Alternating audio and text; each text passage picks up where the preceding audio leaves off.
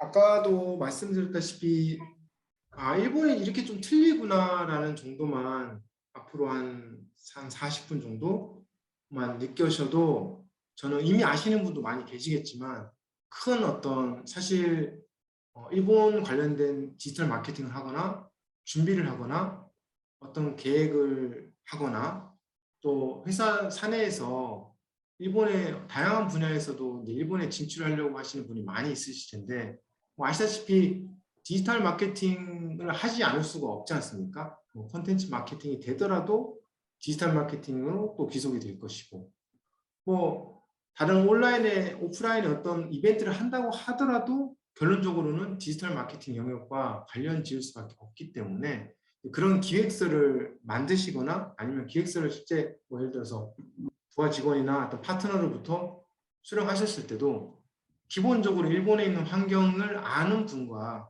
모르는 분과의 차이는 기본 접근 방법이 좀 틀릴 거라고 생각합니다. 그래서 아시다시피 뭐 로마에 가면 로마의 법을 따르라고 하는 거하고 똑같이 일본에서 비즈니스 하려고 그러면 일본이 뭐 좋다 안 좋다 일본이 맞다 틀리다 이게 아니라 일본은 이렇구나 한국은 이렇구나 미국은 이렇구나 라고 생각하시면 되게 마음도 편하고 실제 업무 효율도 높아진다라고 생각하고요. 이제 그런 부분에서 한국이라고 일본하고 좀 틀린 부분이 뭘까를 간단하게 로고를 이용해서 좀 표시를 해봤습니다. 일단 일본에서는 모바일이 됐던 PC가 됐던 기본적으로 검색은 구글입니다.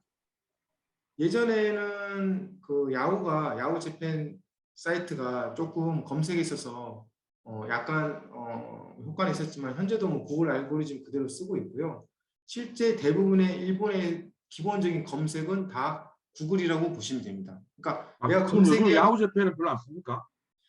예전에 비해서 많이 줄어들었습니다. 음. 제가 정확한 데이터를 지금 가지고 있지 않아서 말씀은 바로 못 드리지만 예전에 비해서 야후 재팬에 검색하는 인원은 많이 줄어들었고 나이가 조금 드신 분들이 많이 있는 것으로 예상하고 있습니다. 예, 기본적으로는 구글이라고 보시면 되고요. 요거와 관련된 게 네이버지 않을까 싶습니다. 아까 권 대표님 말씀하셨는데 야후 재팬급이 아마 다음 정도의 검색 정도 급이 아닐까. 물론 그거 조금 더 많을 수 있습니다. 다음은 우리나라에서 하면 10% 20% 안 될 것 같은데 무슨 될 것 같은데 그 야후 같은 경우에는 그거 조금 더 될 것 같은데요. 기본적으로 구글이 대부분이고 구글에 해당되는 게 뭐 우리나라도 지금 구글 크롬 브라우저도 많이 쓰고 실질적으로 이제 구글이 좀 더 높아졌다고 제가 알고 있습니다. 알고 있습니다만 저도 한국에 가면 이상하게 자꾸 네이버를 자꾸 쓰게 되더라고요. 그래서 또 실제적으로 구글에 또 쓰면 또 안 나오는 것도 많이 있습니다. 의외로. 예. 그래서 구글이랑 네이버의 그런 차이가 있습니다. 일본은 구글이고 한국은 네이버다라고 생각하시면 됩니다. 이게 좀 그래서 이 부분은 좀 알고리즘도 그러니까 틀리다는 거죠. 사실 뭐 검색 알고리즘은 우리 그 구글이 훨씬 더 뛰어나거든요. 뛰어나고 훨씬 더 좋은 정보도 사실은 많은 게 사실인데 이제 한국은 좀 특이한 경우라고 보시면 될 것 같아요. 그래서 네이버의 그런 검색 기반의 그 광고 그런 부분하고 뭐 구글하고 다 광고하시는 분들은 아시겠지만 틀리다는 거를 기본적으로 인식하시고 생각하시면 좋을 것 같습니다.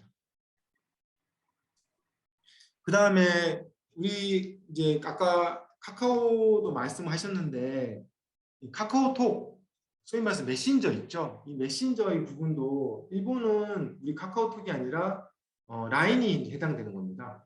우리나라에서 카카오톡 정도의 그런 인프라라든지 그 사용 빈도라고 해야 되나요? 그런 대세라고 하면 되겠네요. 왜냐면 뭐 카카오톡이 대세지 않습니까? 솔직히 뭐 2위 이게 없지 않습니까? 뭐 일부 게임 좋아하는 사람들이 디스코드를 쓴다든지 또 블록체인 관련된 거라든지 이런 거 다시는 분들이 뭐 텔레그램을 쓴다든지 뭐 이런 것들은 좀 있겠지만 기본적으로 채팅 그 메신저 앱은 카카오톡 쓰시는 걸로 알고 있고 요즘에 이제 그런 우리 오픈 채널도 그렇고 카카오 오픈 채널도 그렇지만 선물하기부터 시작해서 그런 카카오 이런 메신저 기반의 비즈니스가 훨씬 더 다양화되고 더욱더 복잡화되고 더욱더 고도화되고 있지 않습니까? 앞으로도 그럴 것이고 이거와 달리 일본 같은 경우에는 라인이 이제 실질적으로 카카오톡에 해당되는 규모를 갖고 있습니다.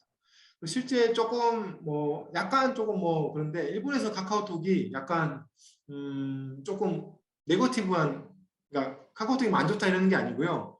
뭐 예를 들어서 조금 불륜 메신저 뭐 그런 식으로 쓰인다는 말이 있습니다. 예. 그러니까 약간 그런 조금 마이너, 그러니까 라인으로 하게 되면 약간 좀 들킬 가능성이 있으니까 그래서 뭐 카카오톡 쓴다는 이런 얘기를 들은 적이 있습니다. 확인되지 않은 사실입니다. 참고적으로만 그냥 재미로만 알고 계시면 될 것 같습니다. 대신 이제 카카오 그룹에서 일본에서 이제 피코마라 그래가지고 그 웹툰 관련된 플랫폼이 한 1조 원 정도 뭐 시장 가치가 있다고 제가 들었는데 그 정도로 일본에서 크게 성장을 했죠, 사실은. 그래서 새로운 도약, 카카오 그룹도 일본에서 좀 새로운 컨텐츠 쪽으로 도약을 하지 않을까라고 근데 조심스럽게 봅니다. 제가 그 들어보니까 신기한 게 이 뭐 메신저나 검색 엔진이 뭐 품질 차이 높을 뭐 날지 모르겠지만 그렇게 뭐 어려운 기술은 아닌데 네, 일본이 뭐 라인 어쨌든 이게 한국 거잖아요. 예. 맞습니다. 그리고 구글하고 야후는 미국 거고. 네. 그 일본 자체 토종은 없는 거네요.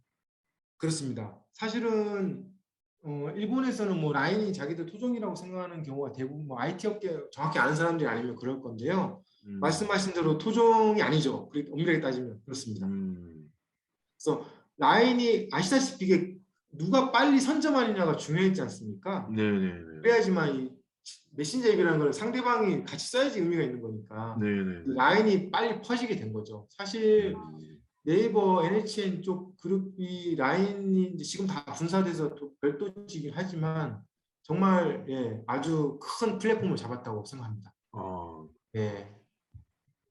그래서 일본에서는 라인이 이제 메신저 앱을 넘어서 사실은 2년 전부터 광고 플랫폼으로서 엄청나게 그 플랫폼을 강화하고 있습니다. 음, 뭐 라인 단순한 메신저 앱이 아니라, 그러니까 한국에서 그 메신저 앱으로 하는 그런 어떤 이미지라든지 영향력은 카카오톡과 비슷한데 그 광고 플랫폼으로서의 역량이라든지 뭐 예를 들어서 뉴스, 어, 그다음에 페이 서비스, 물론 카카오페이도 많이 쓰지만 페이 서비스부터 해서 이런 것들은 훨씬 더 라인이 광범위하고 더욱더 플랫폼으로서의 가치가 크다고 보고 있고요. 가치가 크다는 게 아니라 더 좀 더 앞서 나가고 있다고 보고 있고요.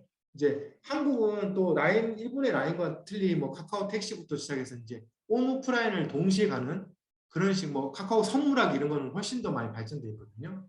저는 솔직히 뭐 라인을 더 많이 쓰니까 카카오톡이 어떻게 정확하게 비교할 수는 없지만 조금은 다른 에코시스템을 갖고 있지만 뭐 이 그 모바일 기반의 메신저 플랫폼은 앞으로도 훨씬 더 다양한 콘텐츠를 통합하면서 중심 역할을 하지 않을까라고 개인적으로 생각하고 있습니다.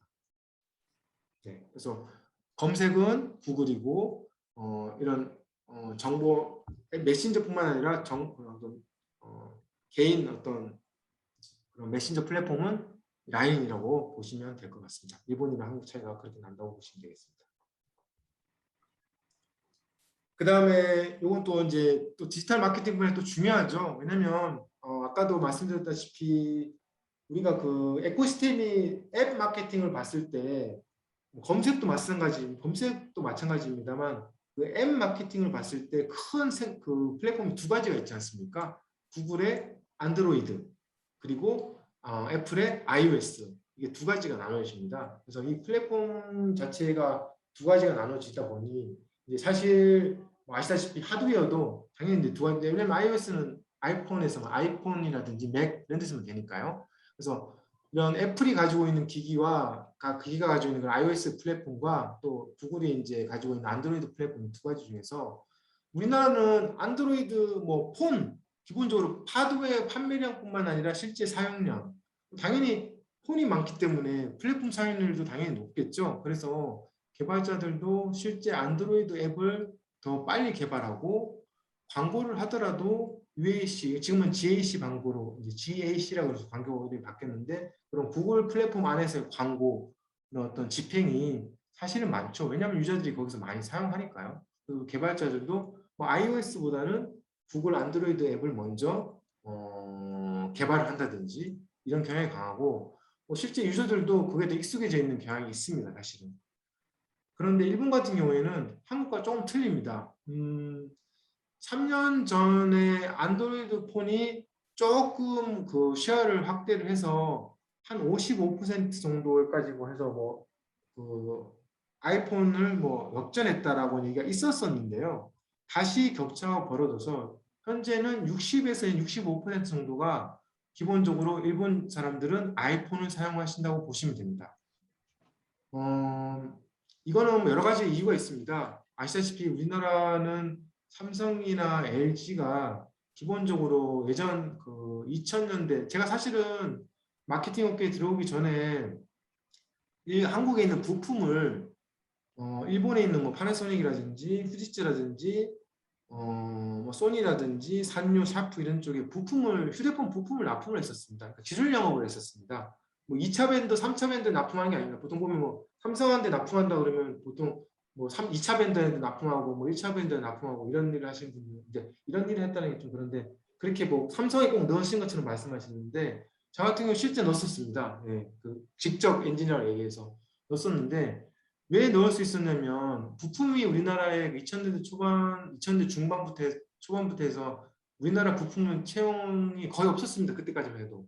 근데 이제 우리나라 삼성이나 LG가 워낙 휴대폰 이제 피처폰이 그때는 스마트폰이 아니라 피처폰이긴 했지만 만들면서 부품 인프라가 상당히 높아졌었거든요. 그러다 보니 우리나라는 그런 뭐 스마트폰도 빨리 만들었고 디자인, 그러니까 스마트폰이라는 게 또 라이프 사이클이 작지 않습니까? 그러다 보니까 2년 내에 뭐 1년, 2년 보통 평균적인 2년이니까 막 빨리 만들어야 되는 거 일본 사람들이 느리다 보니까 대응을 못한 거였죠. 그러다 보니 우리는 글로벌적으로 충분히 경쟁력 있는 이런 삼성이나 LG, 뭐 삼성이 메인이죠. 삼성폰들이 나왔고 구매에 근저도 되고 그러다 보니 훨씬 더 이제 폰 자체 성능이나 이런 것들이 많이 발전을 하게 된 거죠. 안드로이드 그 플랫폼 안에서. 그래서 그런 영향도 있겠지만요.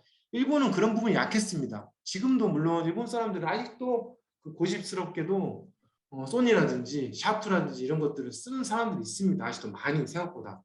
하지만 의외로 한국폰은 가장 이제 LG는 거의 철수를 한 것 같고요. 제가 정확하게 철수했는지는 제가 단정 지을 수는 없습니다. 거의 안 보이고 삼성도 삼성이라는 단어를 쓰지 않습니다. 갤럭시라는 단어를 쓰면서 갤럭시 폰이라고 그래가지고 일본에서는 판매를 하고 있는데 예전에 비해서 그렇게 판매량이 많지는 않습니다. 그런 부분들은 화웨이라든지 이런 부분들이 이제 저가이면서도 어느 정도 성능이 나오다 보니까 그런 게 좀 팔리고 있고요. 나머지 안드로이드 폰들은 아직도 뭐 샤프라든지 뭐 어떤 후지츠라든지 뭐 소니, 에릭슨 이런 소니 에릭슨이 아니죠. 소니의 그런 어떤 스마트폰을 사용하고 있는데 그 이외에 60%에서 65%는 다들 아이폰을 쓰고 있습니다. 그러니까 아이폰만큼 좋은 기기를 일본 업체들은 그러니까 우리나라의 갤럭시 같은 기계들을 못 만드는 거죠. 그런 원인도 있고요. 뭐 미국 거를 좋아하는 그런 것도 있고요. 예. 그래서 그런 복합적인 이유에 있어가지고 뭐 또 소프트웨어나 앱 마켓에 그런 뭐 그런 것도 있었고요. 그래서 전체적으로 일본은 60에서 65%가 이 iOS가 메인이다. 왜 디지털 마케팅 업계에서 상당히 중요합니다. 사실 앱 마케팅 하시는 분들도 이런 것들 모르고 일본에 진출하셔가지고 부랴부랴 일본 그러니까 그 iOS 대응을 빨리 그러니까 한국이 더 중심이다 보니 또 세계적으로도 안드로이드 충분히 통용이 되다 보니 iOS에 더 앱에 더 신경을 많이 쓰는 거죠. 개선이나 이런 것들도. 근데 iOS는 이제 iOS 부족하고 안드로이드 신경을 많이 쓰시는 거죠. 근데 일본에서는 iOS가 더 많고 실제로 더 영향이 큰 거예요. 마케팅적인 입장에서도. 그러다 보니까 그렇게 그런 부분에서 사실 시행착오를 많이 겪는 회사들이 있었습니다. 그래서 일본 사람들이 저기 뭐야 중국 휴대 스마트폰에 대해서 어떻게 반응하나요? 한국도 그럴 것 같은데 일단은 좀 최근에는 저가이지만 충분히 퍼포먼스가 나온다. 디자인도 괜찮다라고 인식을 하고 있습니다. 이거는 이제 한국도 마찬가지일 것 같긴 한데 그러면서도 서브폰으로 쓰는 경우가 많고요. 그러니까 요즘 젊은 사람들은 폰을 2개 가지고 있는 사람들이 많습니다. 의외로. 어, 예.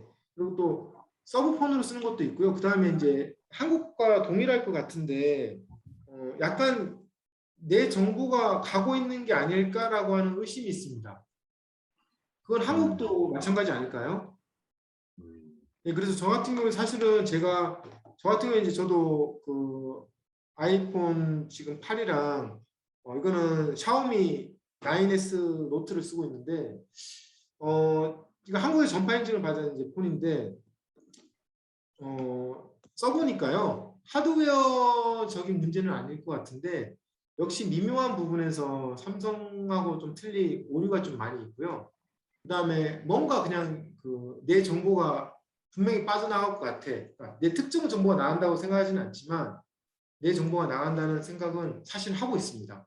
그래서 일본 사람들도 그런 부분에 있어서는 중국폰을 이제 그렇게 좀 신경 쓰는 사람들은 아예 안 사겠죠. 아예 안 사겠지만 뭐 하여튼 대체적으로는 대부분 근데 싸고 괜찮다 이런 인식을 가지고 있고요. 네, 그렇게 보시면 될 것 같습니다. 기본적으로 일본 사람들은 아이폰을 좋아한다. 음, 아이폰 사랑이 유난하다라고 음, 보시면 됩니다. 네. 이게 큰 한국이랑 큰 차이점입니다. 음. 한국 사람은 또 아이폰 좋아합니다. 아, 예. 한국 사람들이 이제 안 좋다는 게 아니고 이제 한국에서도 안드로이드 폰의 시야가 높다. 예, 그런 의미에서 말씀드린 거고요. 일본은 이제 iOS가 좀 더 떨어졌다가 다시 올라갔다. 이제 써보니까 안드로이드 폰 역시 안 되겠다 싶어서 다시 돌아가는 사람도 있고요. 아까 설명드렸다시피 iOS랑 그다음에 구글 플레이스토어 다 쓰고 싶은 사람들이거나 젊은 사람들은 안드로이드를 꼭 쓰고 싶은 또 상황이 생기거든요. 그럴 때는 요즘에 일본이 그 통신비가 그렇게 우리나라도 알뜰폰이 많이 지금 침투해서 지금 많이 시장 시야를 확대하고 있지 않습니까? 그것처럼 일본 같은 경우에도 뭐 한 10,000원 정도면은 그렇게 크게 막 안 쓰고 내가 충분히 와이파이 환경에서 쓸 수 있는 환경들이 다 되기 때문에 그런 세컨드 폰을 가지고 있는 게 사실 젊은 사람들은 대세입니다. 그래서 뭐 그런 면에서 이제 안드로이드가 조금 올라오긴 했었는데요. 아직 전체적으로는 iOS가 높다라고 보시면 될 것 같습니다.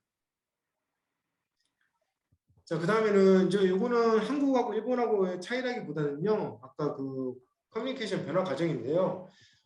일본에서도 특히 중요하게 생각해야 될 게 이제 커뮤니케이션 1.0, 2.0, 3.0이라고 제가 이제 표현을 했는데 일본에서 이제 마케팅을 하는 데 있어가지고 디지털 마케팅 하는 데 있어서 가장 커뮤니케이션적인 측면을 이제 봤을 때 이제 직접 고객과 뭐 다이렉트 메시지를 주고받는다든지 이것도 뭐 커뮤니케이션 될 것이고요.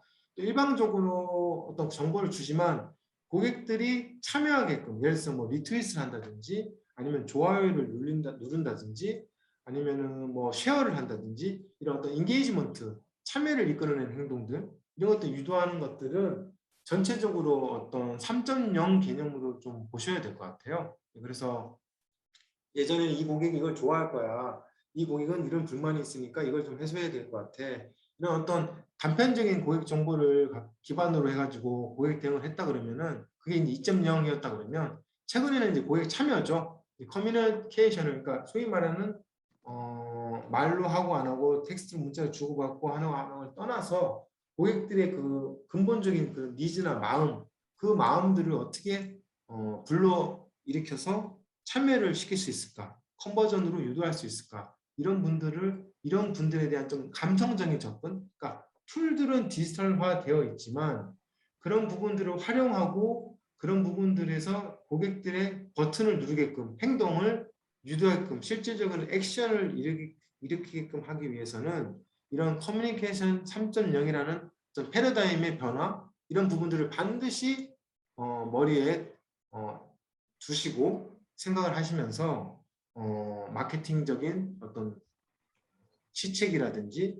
방법들을 고민하시는 게 되게 중요한 그런 어떤 상황이 됐습니다. 그래서 일본도 우리나라랑 똑같이 또 다른 나라랑 똑같이 이런 커뮤니케이션 3.0 기반의 어떤 세심한 커뮤니케이션 방법이 중요하다. 근데 그런 것들을 디지털 마케팅 환경에서 충분히 가능해진 상황이 되었기 때문에 그런 부분들을 위주로 디지털 마케팅을 조금 항상 커뮤니케이션 위주로 좀 고민하시는 부분이 좋다는 의미에서 이 장표를 준비했습니다. 그래서 뭐 아시다시피 일본 사람도 똑같습니다. 아까 보셨다시피 아직도 이렇게 전철 내부 사진인데요. 실제 광고가 많이 이렇게 있습니다. 실제적으로 보시면은 광고들이 이렇게 실제적으로 많이 있습니다. 아직도 중간중간에 있고요. 그리고 요 광고들도 사실은요 오프라인 쪽으로는 사람들 그 평균 키높이에 맞춰가지고 이 중간에 있는 이런 광고들도 이 크기가 다 정해져 있는 거예요. 사실은요 미묘하게 다 보이게끔. 예. 그래서 이런 오프라인적인 부분이나 이런 부분들도 다 이렇게 좀 일본이 그런 매뉴얼적으로 돼 있거나 이런 거 세부적인 것들은 이제 상당히 잘 했었던 거죠. 이제 그런데 요즘에 이제 그런 것들이 조금 이제 코로나처럼 경험하지 못한 상황에 있어서는 그런 매뉴얼화가 안 돼 있다 보니 대응이 좀 우왕좌왕하고 예전에 비해서 시대가 빨리 바뀌고 하니까 계속 우왕좌왕하는 것처럼 이런 현상이 되어 있긴 합니다만 디지털 마케팅 분야에 있어서는 아시다시피 페이스북이라든지 구글이라든지 뭐 트위터, 라인, 뭐 카카오톡, 뭐 인스타그램, 유튜브 이런 것처럼 전체적으로 플랫폼 자체가 글로벌화되어 있고 전체적으로 뭐 이런 리터러시가 젊은 사람들이 높기 때문에 그러니까 솔직히 말해서 모바일 네이티브잖아요. 저만 해도 지금 46살인 46세인데 46살인데 제가 스마트폰을 가진 게 한 2년, 11년 이 정도 된 것 같거든요. 저는 이제 모바일 네이티브는 아니죠. 근데 이런 젊은 사람들은 지금 우리 아이들 같은 경우 태어나면서부터 뭐 사실은 접하니까요. 이런 부분들은 상당히 이제 익숙해져 있고 일본도 마찬가지다. 큰 흐름에 있어서는 우리랑 크게 다르진 않다. 아까 검색, 뭐 카카오톡 일부 서비스 플랫폼이 조금 틀릴 뿐이지 어떤 리터러시 측면에서 일본 사람들이 한국 사람들하고 뭐 완전히 다른 걸 보거나 그렇진 않다. 다만 저건 있습니다. 유튜브가 대세이긴 하지만 일본 같으면은 게임 관련된 전문 동영상 채널, 뭐 미라티브라든지 예를 들어서 그런 것들은 있습니다. 그리고 트위터 같은 경우는 제가 조금 더 설명드리겠지만 일본의 SNS 중에서 가장 많이 사용되는 건데요. 사실 트위터는 일본의 앱 카테고리 상에서는 SNS 카테고리로 소셜 네트워크 카테고리에 들어가 있지 않고요. 뉴스 카테고리에 들어가 있습니다. 이게 뭐냐면 뭘 의미하냐면 일본 사람들은 정보를 우리나라처럼 네이버 뉴스가 아니라 트위터를 통해서 뉴스를 보고 있다고 보시면 됩니다. 물론 100%는 아닙니다만 상당히 높은 비율로. 그리고 트위터는 내가 사람들하고 교류하는 것도 있지만 제가 좀 더 자세하게 설명드리겠지만 사람들이 어떤 생각을 하고 있고 어떤 뉴스가 지금 화제가 되고 있고 트렌드가 되고 있느냐 그거를 그때그때 파악하기 위해서 가장 적합한 플랫폼이다라고 생각을 하고 있는 거죠. 그래서 실제 트위터를 호스팅하는 인원은 뭐 20대, 30대가 많지만 40대, 50대도 트위터에서 호스팅은 하지 않지만 트위터에서 정보를 많이 파악한다라고 합니다.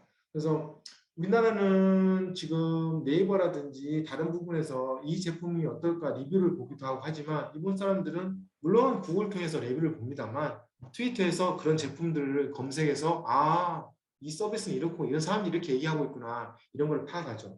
또 일본을 조금 아시는 분들은 게시판 문화가 아직도 많이 발전돼 있습니다. 뭐 우리나라로 치면은 카페가 좀 게시판 형태로 이루어지고 있잖아요. 우리나라 같이 그런 카페가 그렇게 발전돼 있지는 않습니다만 일본 같은 경우에는 게시판 쪽, 그러니까 게시판 문화로 해가지고 슬래트 형태로 어떤 주제에 따라서 게시판이 나눠지고 그런 부분들 뭐 이찬네를 뭐 이런 뭐 그런 이름 서비스 이름으로 해가지고 게시판 문화가 아직 좀 많이 남겨져 있고요. 그런 사람들이 약간 좀 약간 뭐라고 해야 되죠? 그런 백그라운드에서 노는 그런 문화들.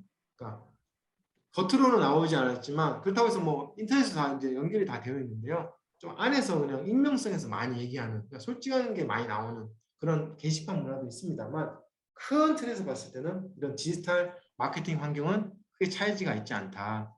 다만 아까 설명드렸다시피 페이스북 같은 경우에는요. 사회에 대해서 많이 사용합니다. 그리고 명함 대신 쓸 정도로. 그래서 일본 같은 경우에서는 페이스북 메신저 이용해서 비즈니스 얘기나 커뮤니케이션 많이 합니다. 저도 라인을 이용하거나 페이스북 메신저를 이용하거나 또 일본 토종의 뭐 채트워크라고 하는 또 서비스가 있긴 한데요. 그것도 이용하거나 아니면 이제 뭐 아시다시피 이제 글로벌 채팅 프로그램 뭐 슬랙이라든지 이런 것들을 이용하게 되는 거죠. 그래서 뭐 이런 부분들 전체적으로는 큰 흐름은 동일하지만 조금 일본의 어떤 그 일본만이 가지고 있는 그런 서비스들이 그런 조금 더 좀 더 카테고라이즈 된 어떤 주제가 좀 더 한정된 그런 분야의 또 서비스들이 따로 존재하고 있다고 보시면 될 것 같습니다.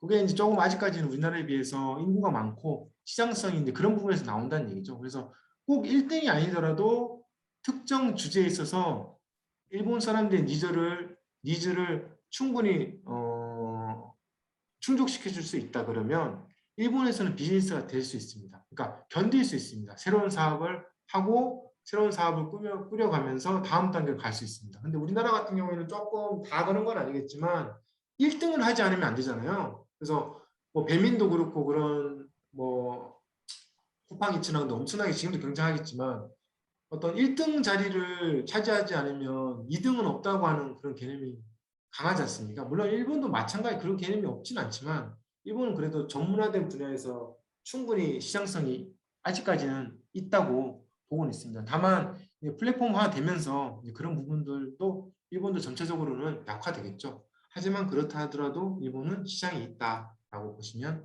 조금 현재 상황에서는 이해하시기 편할 것 같습니다. 요건 이제 일본의 SNS의 사용 현황을 조금 제가 말씀을 드리는데요. 아주 생소한 게 있을 겁니다. 예를 들어 노트라든지 이런 것들은 생소하죠. 노트 같은 경우에는 사실 2, 3년 동안에 급속하게 성장을 한 블로그 미디어라고 보시면 됩니다. 근데 일반 개인도 물론 할 수 있는데요.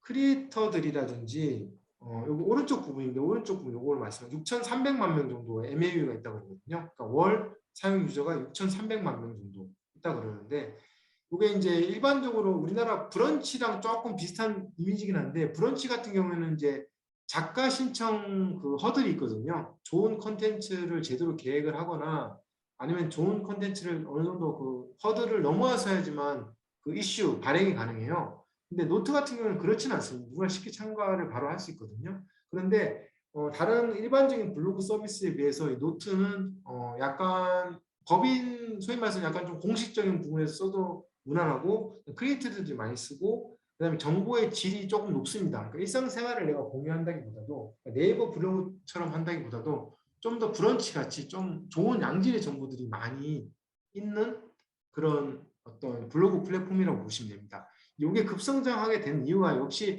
일본의 아직까지 텍스트 문화라고 해야 되나요? 그런 문화들이 영향을 끼치지 않는가 저는 개인적으로 이렇게 보고 있습니다. 이게 좀 우리나라랑 좀 틀린 문화, 틀린 거죠. 우리나라 네이버를 많이 쓰긴 하지만 예.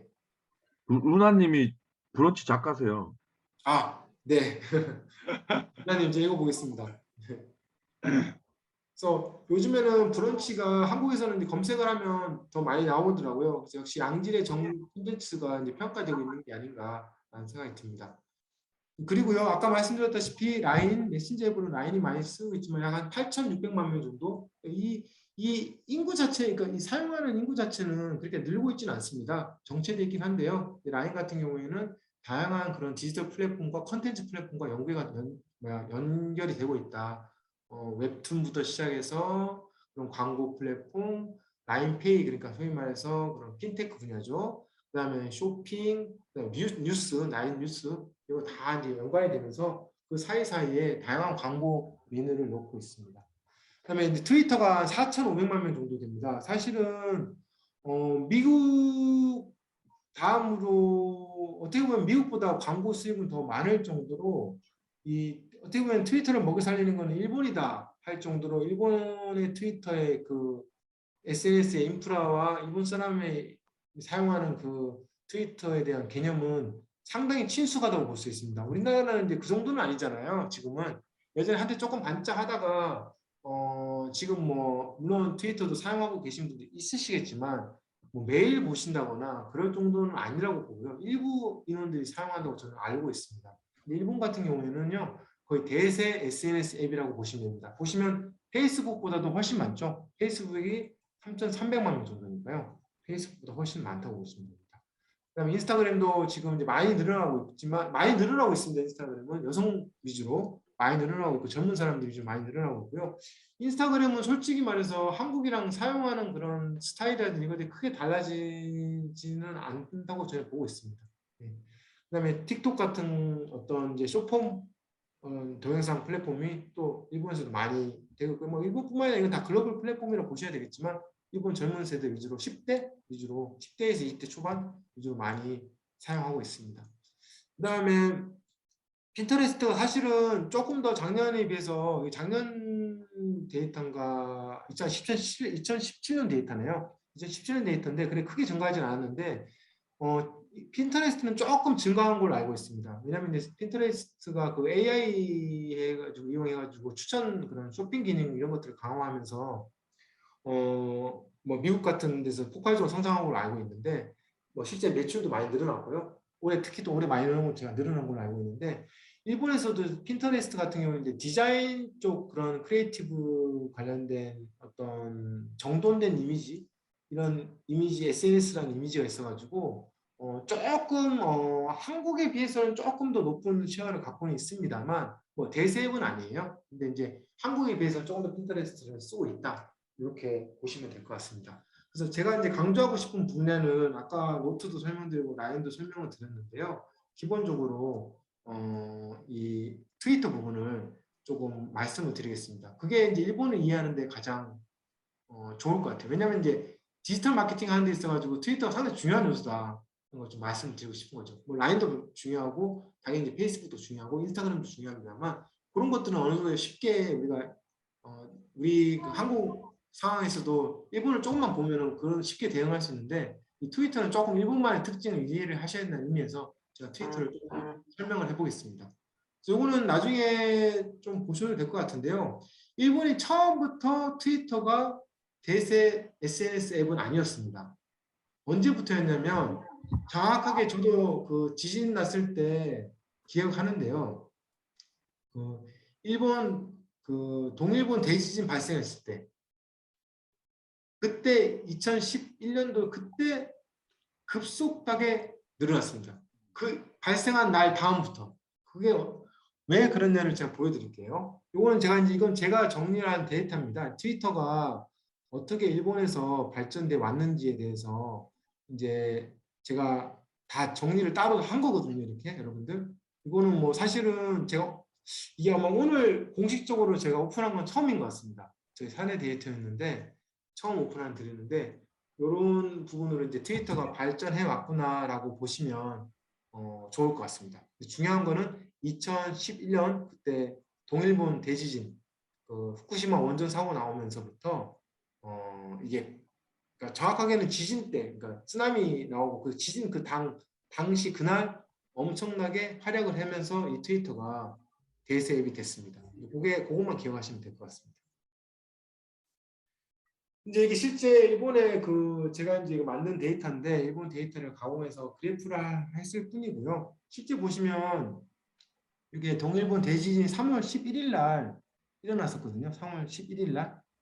이 11월 1일 날 일본의 그런 주요 뉴스 미디어의 그 트위터 어카운트를 팔로우하기 시작한 증가하게 된 그 숫자를 나타내고 있는 겁니다. 보시면 3월 11일 날 이후에 급속하게 증가됐죠. 뭐냐면 이 라이프라인이 끊기면서 전화도 잘 안 되고 불통이고 사람들하고 연락 당연히 안 되죠. 뭐 쓰나미 나고 정신없고 전철 끊기고 도쿄에만 해도 그때 막 집에 돌아가는데 사람들 막 1시간씩 2시간씩 3시간씩 막 걸어서 가야 되니까요. 정말 그런 약간 그런 상황이었거든요. 저도 살짝 경험했었거든요. 정말로. 야, 지진이 이렇게 5.9도 이렇게 무섭구나. 이 도쿄만 해도 경험했었는데 그때 그 라이프라인 자체 그런 정보 가족들과의 통화 그다음에 일본이 그런 게 전혀 준비가 안 돼 있는 건 아닌데도 불구하고 그런 것들이 제대로 된 기능을 못 하다 보니 이 유일하게 됐던 게 이 인터넷이 조금씩 되면서 인터넷망이 다 망가지지 않으면서 인터넷이 되면서 이 트위터가 그게 활약을 했던 거예요. 트위터를 통해 가지고 뭐 안부를 묻는다던가 트위터를 통해서 뉴스를 볼 수 있었던 거죠. 어떤 상황인 건지. 이 상황 파악이 안 되니까요. 그때 한국에서도 보셨지만 저도 그날 당일을 기억하면요. 지진이 2번 크게 왔거든요.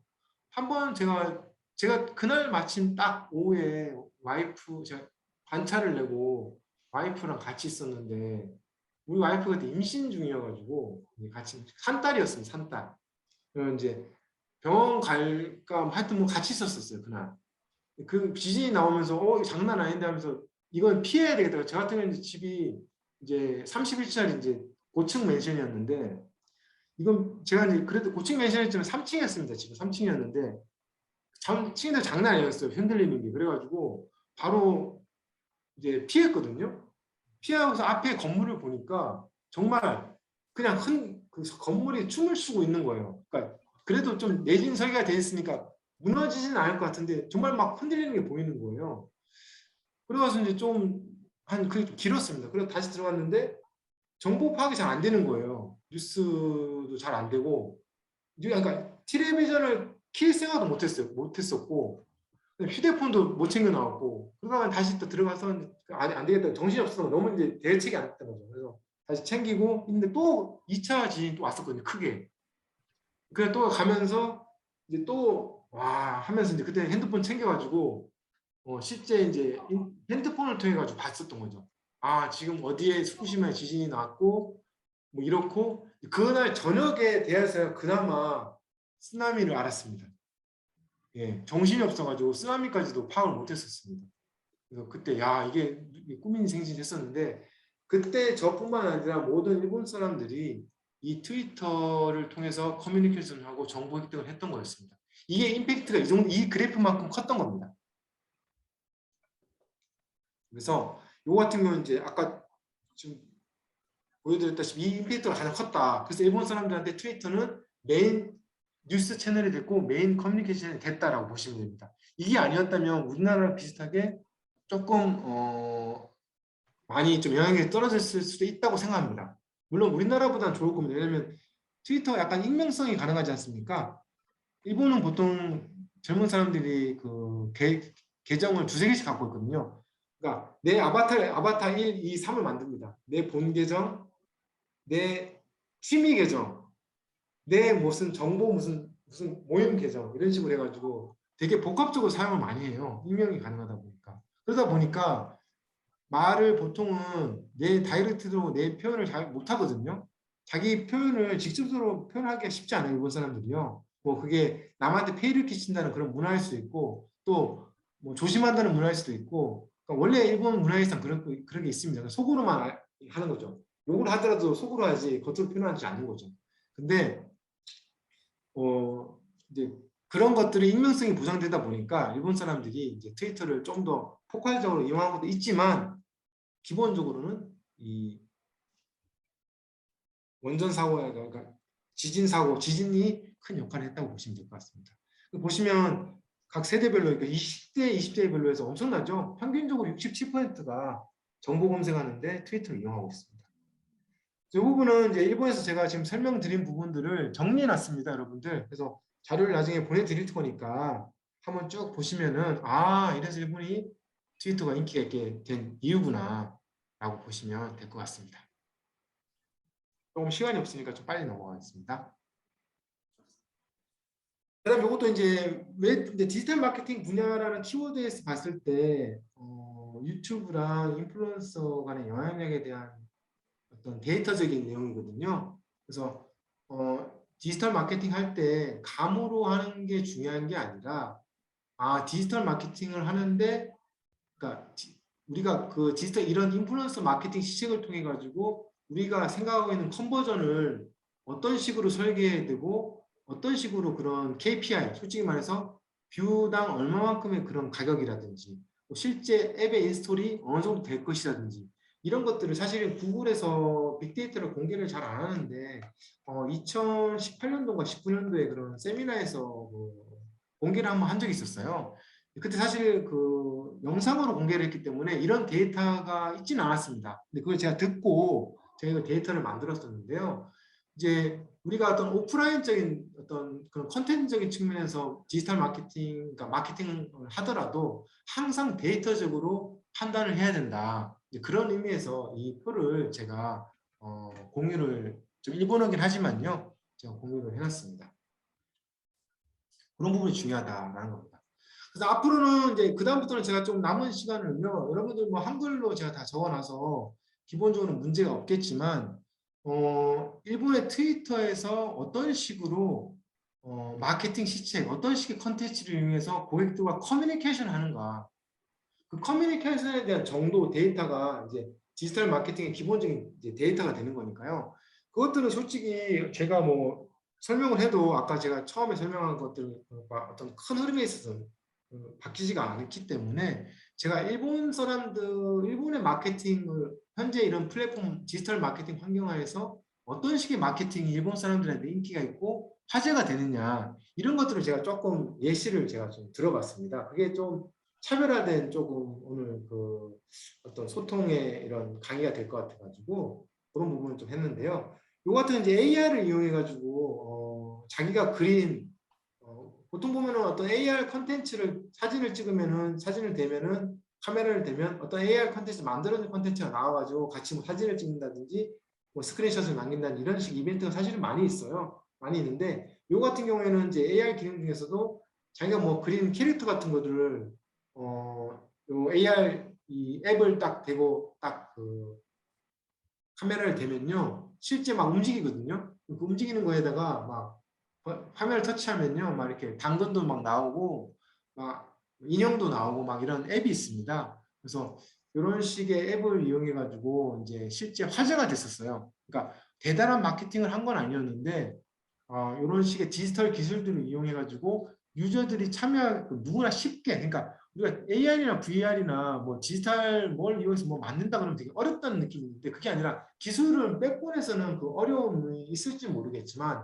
AI도 마찬가지겠죠. 그게 있을지 모르겠지만 설계나 최적화하는 거는 시간이 들고 큰 리소스가 될지 모르겠지만 기본적으로 고객들한테 보일 때는 정말 고객들이 직관적으로 이해하기 쉽게 뭐 AR이 어쩌다 VR이 어쩌다는 게 아니라 이렇게 하면 이런 것들 만들 수 있어 라고 하는 그런 부분들을 항상 좀 신경을 쓰시면 좋을 것 같고 그런 부분들이 실질적으로 디지털 마케팅 하는데도 쓰이고 그러니까 디지털 마케팅이라서 무조건 측정한다 이런 것뿐만 아니라 그런 측정하는 데이터를 어떻게 하면 퍼포먼스를 좋게 낼까 어떻게 하면 커뮤니케이션을 더 원활하게 할까 그런 부분들을 고려했을 때 이런 식의 어떤 앱을 이용한 마케팅 방법, 활용 방법도 좋은 사례가 될 것 같아가지고 제가 마케팅 인사이트로서 이렇게 좀 예시를 들어봤습니다. 그다음에 두 번째는요 진단 마케팅입니다. 이거는 사실 많이 하시죠. 우리나라는 페이스북 통해 가지고 뭐 당신은 무슨 MBTI도 나오지만 당신은 무슨 뭐 사자 타입입니다. 당신은 뭐 연예인 중에서 누구 타입입니다. 뭐 이런 거 많이 있잖아요. 그럼 친구들한테도 공유하기 쉽고 이거가 똑같습니다. 일본 같은 경우는 무료로 진단 메이커라는 게 있어가지고요. 물론 뭐 무료가 아닌 유료도 있지만 이런 것도 이용해가지고 자기들이 문제 언제든지 만들 수 있고요. 회사뿐만 아니라 개인도 이렇게 진단해가지고 할 수 있는 건데 여기 보시면 요 얘는 뭐냐면은 당신의 한국 이름은 그래 여자 전용이라고 했는데요. 여자애들이 한류나 이런 것들 많이 하다 보니까 그런 뭐 예를 들어서 뭐 김수지라든지 뭐 이름이 나오겠죠. 그래서 그런 자기 한글 이름 만드는 것도 일본에서 1등을 했었어요. 그리고 1등이지 않습니까? 중간에 보시면은 중간에 2020년 11월 16일에 진단 랭킹이라고 보이고 중간에 보시면 여기 이제 55만 5,036번 참여했다는 얘기인데 이렇게 1등 할 정도로 이런 것도 잘 활용하면 디지털 마케팅, 소위 말해서 디지털 마케팅 환경에서 마케팅을 되게 임팩트 있게 할 수 있습니다. 이거는 이제 연예인들 미주라고 하는 우리나라 그 JYP가 프로듀싱해서 유명했죠. 한 건데 이 편의점이랑 라인이랑 트위터랑 이 그룹이랑 걸그룹이랑 한 건데요. 뭐 일반적인 오프라인의 어떤 콜라보레이션 상품을 팔거나 한 것도 있었지만 실제 PR이나 하는 데 있어가지고 이런 트위터 디지털 마케팅을 많이 사용했었어요. 그래서 트렌드 2등 뭐 이렇게 해서 트렌드에 올려가지고 많이 퍼지게끔 이런 것들을 많이 했었습니다. 요건 뭐냐면 도구라고 하는 그런 어떻게 보면 생활용품 있지 않습니까? 이건 뭐냐면 내 도구가 떨어지면 트윗을 통해 내 도구 떨어졌어요. 그러면 이런 잘생긴 남자들이 우리 주부들한테 우리 여성분들 꼭 여성분들만 한 건 아니었지만 여성분들한테 이렇게 배달을 해줬었어요. 바로. 그럼 그 트위터가 리얼타임이라는 그런 디지털 마케팅 요새에서 리얼타임이라는 게 가능하기 때문에 리얼타임으로 지금 출발했습니다. 지금 물건 도착했습니다. 고객이 바로 받자마자 또 지금 왔습니다. 받아서 너무 즐거워요, 기뻐요 하면서 사진 찍어가지고 이렇게 막 올리는 거죠. 그렇게 하면서 바이럴을 일으키고 마케팅을 한 사례입니다. 이런 거 이제 트위터 이렇게 일본 사람들이 이렇게 활용하는구나. 디지털 마케팅적인 측면에서 좋은 사례가 되겠죠. 우리나라의 그 빼빼로데이 우리나라에서 일본으로 간 겁니다. 여러분 간 건데 일본에서도 롯데에서 포끼라 그래가지고 포끼랑 브리치랑 해가지고 두 개를 합니다. 근데 재밌는 건 뭐냐면 일반적인 다양한 디지털 마케팅 측면에서 다양한 그런 프로모션을 준비하는데요.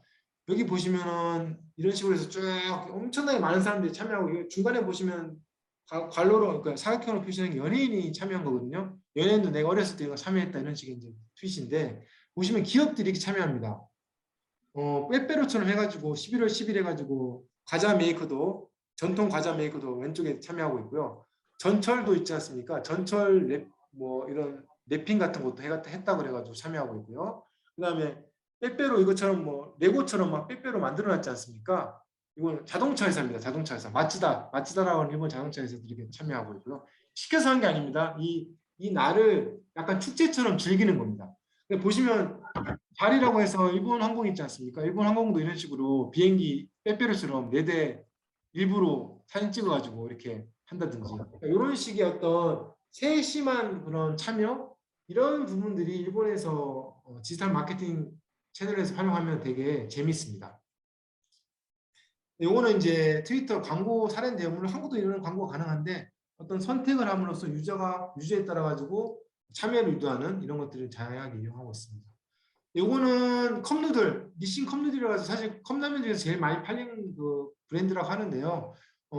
기획 과정을 오프라인에 있는 기획 과정이야. 야, 이거 좀 너무 약하지 않아? 이거 좀 이렇게 넣어. 젖소들도 좀 넣고 좀 재미있게 해리포터처럼 이렇게 막 날아가는 것도 좀 넣고 그다음에 이게 재료가 치즈가 들어가니까 머리 색깔도 조금 치즈 색깔 좀 금발로 좀 바꾸자. 이렇게 해가지고 하는 그 상사와 실제 마케터 간의 내용을 이렇게 첨삭을 하는 거를 실제 시간 단위로 계속 트위터를 한 거예요. 실제 그 볼스 꼭 방송하듯이 이런 식의 디지털 마케팅 환경에서 가능한 이런 마케팅 사례다, 일본의 사례다라고 보시면 될 것 같습니다. 여러분 사실 이 사례 제가 오늘 처음 여러분들한테 공유합니다. 예. 사실은 제가 좀 어떤 그런 책을 쓰려고 좀 이런 것 준비한 자료들인데 오늘 서대원에 제가 공개하겠습니다. 예. 그래서 여러분들 쉽습니다. 패러다임이 이미 바뀌었다. 앞으로 더 바뀔 것이고 디지털 마케팅이 이런 머신러닝을 통해 가지고 우리가 데이터를 예측하고 분류를 한다 그런다면 우리 AI나 기술을 하시는 분들은 그런 부분들 당연히 기술적인 접근은 되게 중요합니다. 저도 그걸 알기 위해서 지금 공부를 하고 있지만 정말 그것들을 이용하는 사람들은 소비자이고 사람이잖아요. 그 휴먼 러닝, 그러니까 머신 러닝의 휴먼 러닝을 항상 염두에 두시면 정말 멋진 그 누구도 따라올 수 없는 개발자가 되거나 AI 기획자가 될 수 있지 않을까라는 생각에서 오늘 강의를 마치도록 하겠습니다.